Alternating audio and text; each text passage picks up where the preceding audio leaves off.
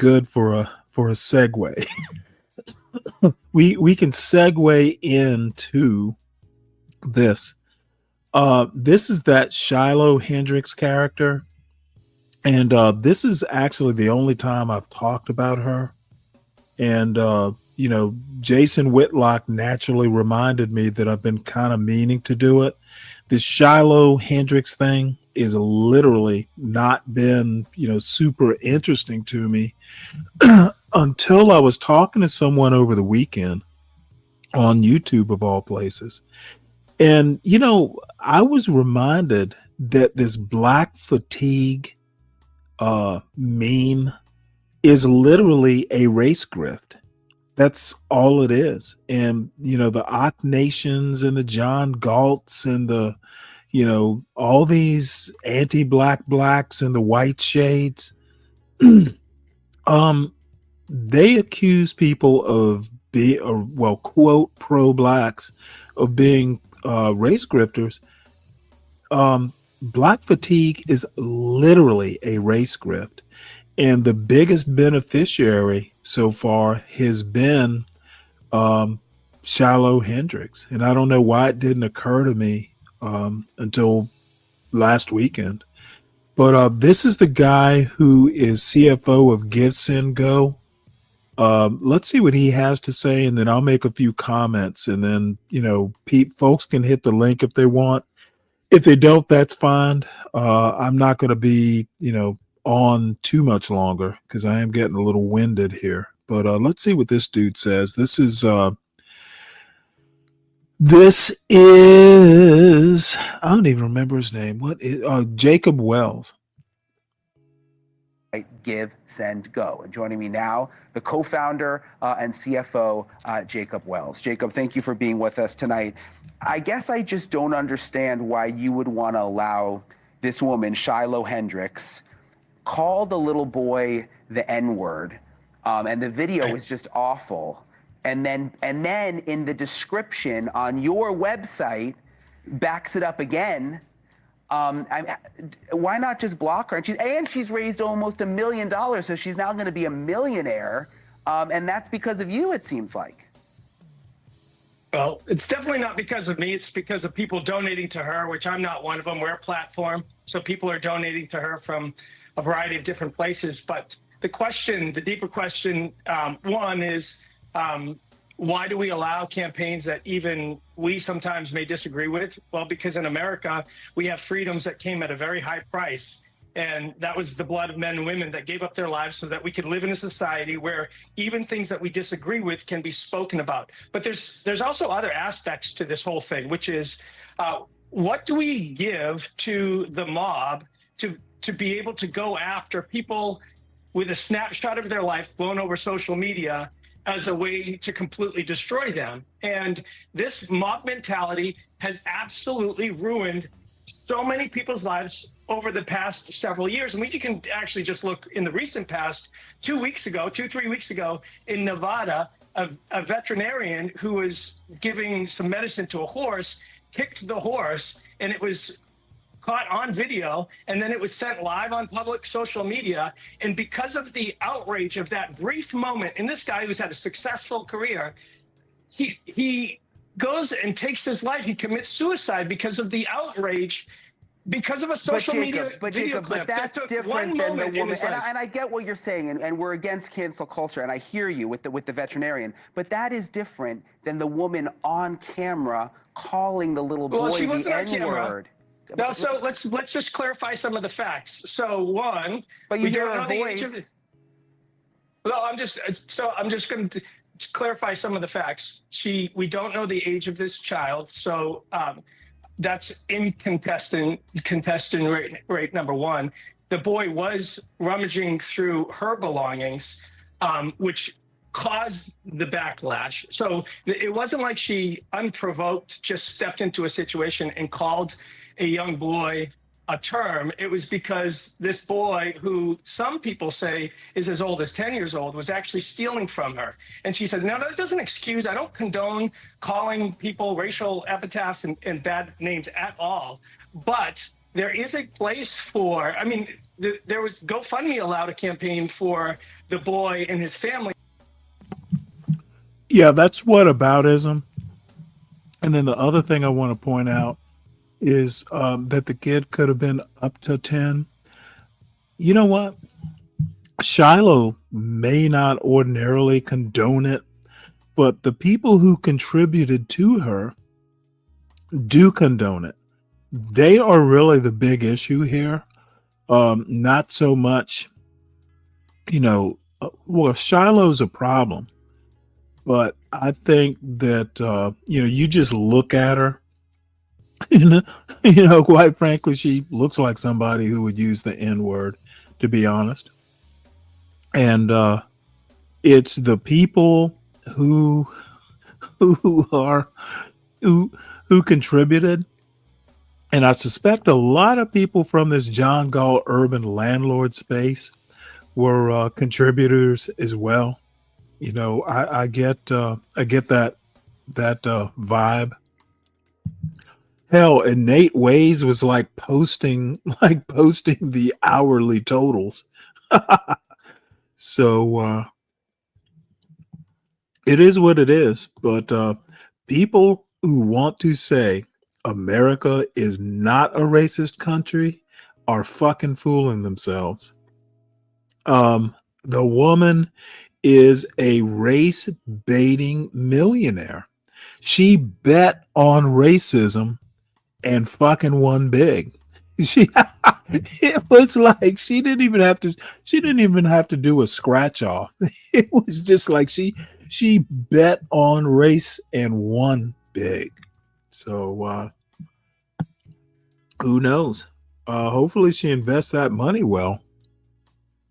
And it raised $350,000. So is that condoning thievery or stealing? I don't see the outrage against GoFundMe. I guess for I allowing just don't understand thievery when of a you juice watch box. that video and then see what she posted on your site. And again, big picture, I hear what you're saying about mob mentality and cancel culture. I do.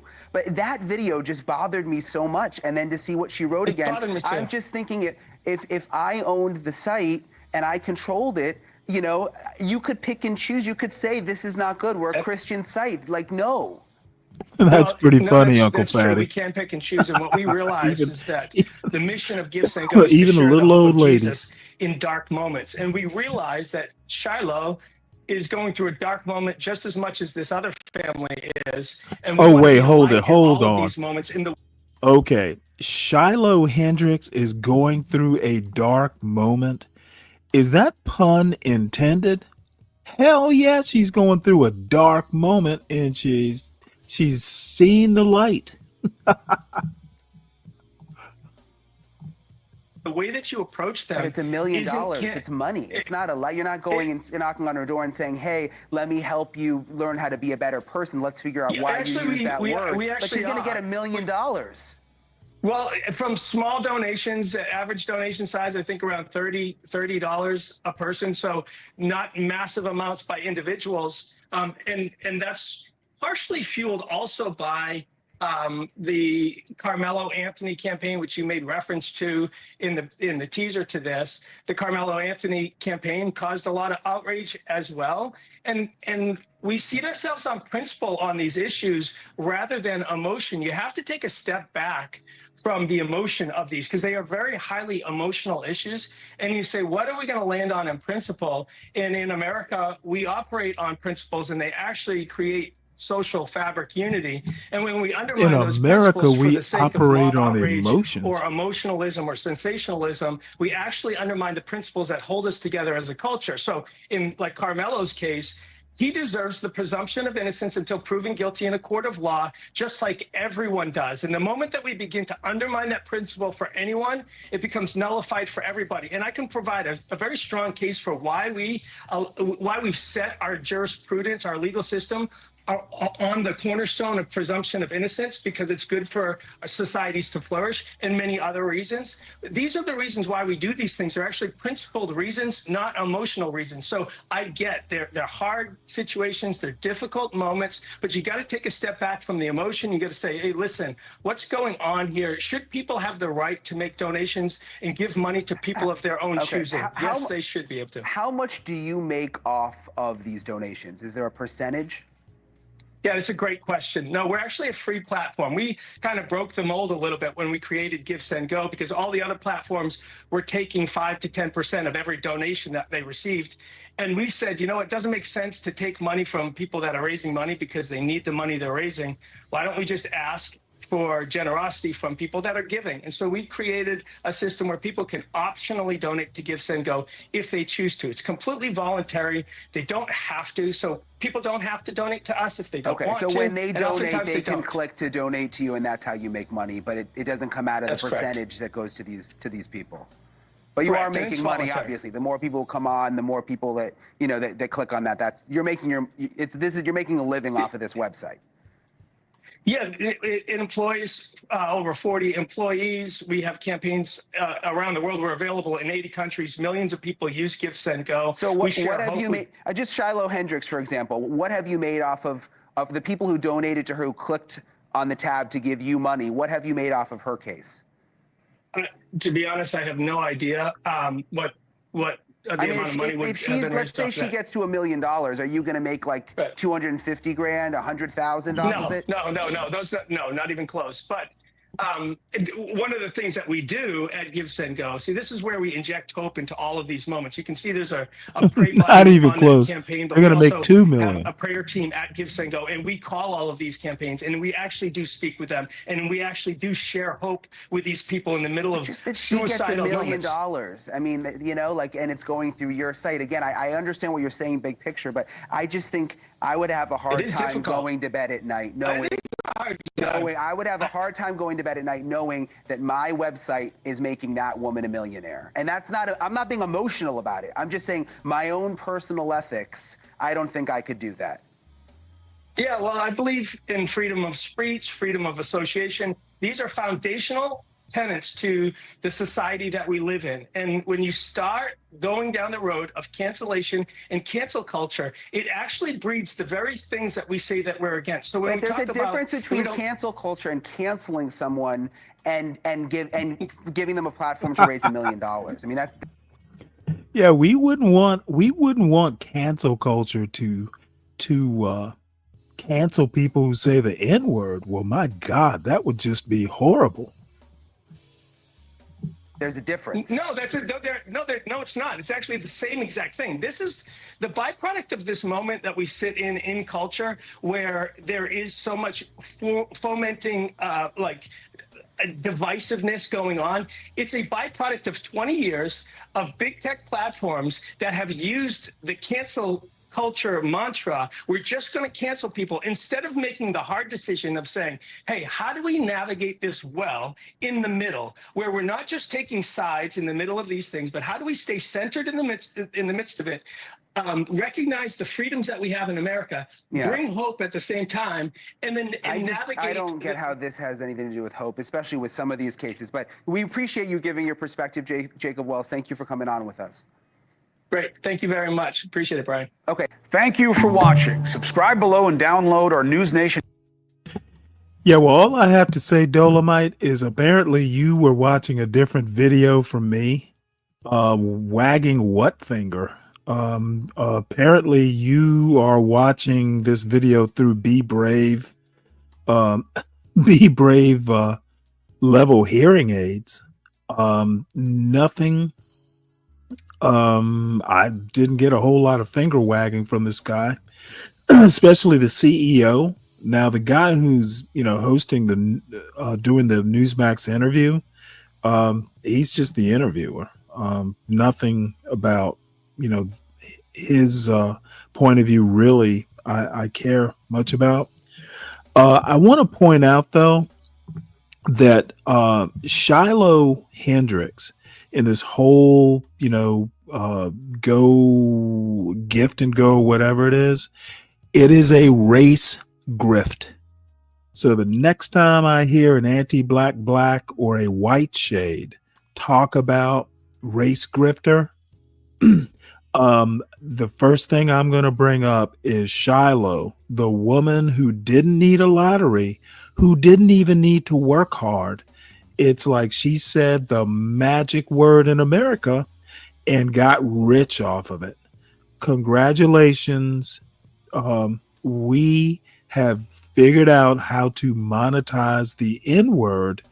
And much like DEI, the white women win. Good job, Ock Nation. Good job, John Galt. The white women always win in this amusingly these days racist country. Yeah, she got paid. Hey, J Dub. How much did you give her, J Dub? How much did you contribute, J Dub? I bet you contributed $50, didn't you?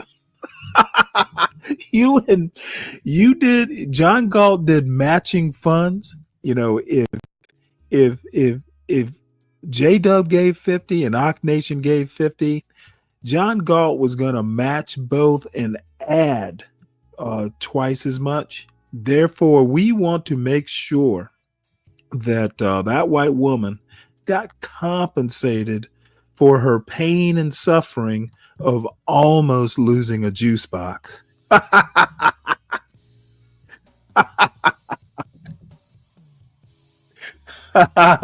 You know what? You should have. I don't think you would have pissed me off. I think, dude, I would roast you to no end. I would roast you, J Dub, from now until Thanksgiving Day, when I would replace roasting you with roasting a turkey. So that's pretty much it. I just want to point out that, again, this whole Shiloh Hendrix thing, race grift. I never want to hear anyone talking about race grifters on Stanley versus the World ever again. Apparently, Shiloh is the only winner from DEI race grifting.